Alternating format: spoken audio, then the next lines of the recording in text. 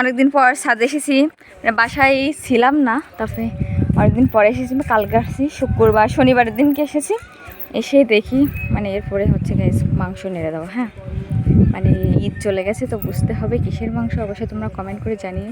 সারা জায়গায় কিন্তু মাংস নেড়ে দেবো। হ্যাঁ, আর সব থেকে বড় জিনিস যেটা, এখানে কিন্তু চাল ছিল একটা। হ্যাঁ, পিসিমণি এখানে মুরগি ঘর বা যে থাকুক না কেন, বা গেস্ট রুম অবশ্যই না, কিন্তু মুরগির ঘর করার জন্য যেটা শুনেছি, এটা গামলা, এটা তোমাদের গামলা।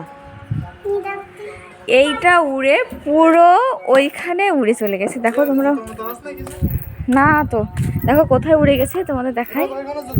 ওইখান থেকে জাস্ট ওইখান থেকে উড়ে এসে এইখানে এসে পড়েছে। এখানে কিন্তু ধান, আগে কিন্তু ধান লাগানো ছিল, এটা উঠে গেছে ধান।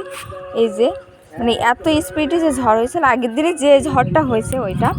আর এছাড়াও পিলিয়ার, এখান থেকে পিলিয়ার ভেঙে গেছে। ওই যে দেখতে পাচ্ছ পিলিয়ার এত মজবুত করে বানানো, তারপরেও পিলিয়ার ভেঙে এদের এই সাইডে পড়েছে। এই যে খলা ভেঙে কি অবস্থা হয়েছে এদের বাড়ি, তো ছাদের পরে অবস্থা।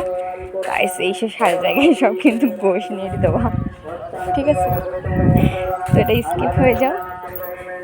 এইগুলো যে খোলা ভেঙে গেছে, যে কি এত ঝড় বৃষ্টি আর এই যে রোদির মধ্যে জিনিসপত্র কেচে দিয়েছি। বাসায় অনেকদিন ছিলাম না, যার কারণে হচ্ছে জামা কাপড় এইগুলো সব তেলাপোকা। হ্যাঁ, তেলাপোকা উঠে কি একটা বিশ্রী একটা অবস্থা। তো এগুলো কেচে এখন নেড়ে দিতে এসেছি আমরা ছাদে, যদি বলতে এখন নেড়ে দেবো। ঠাকুর কি যে অবস্থা হয়েছে। সিফা, এটা কি হলো সিফা?